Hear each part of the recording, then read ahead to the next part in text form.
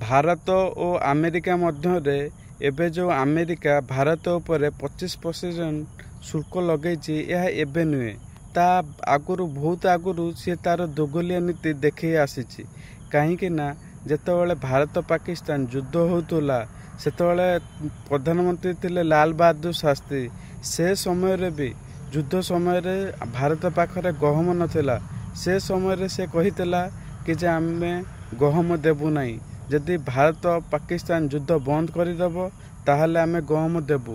और से समय रे लाल बहादुर शास्त्री कहितले आमे सप्ताह करे गोटे ओली खाद्य बंद करदेबु किंतु आमे मुंड नुआइबु नाही कि युद्ध बंद करिबु नाही।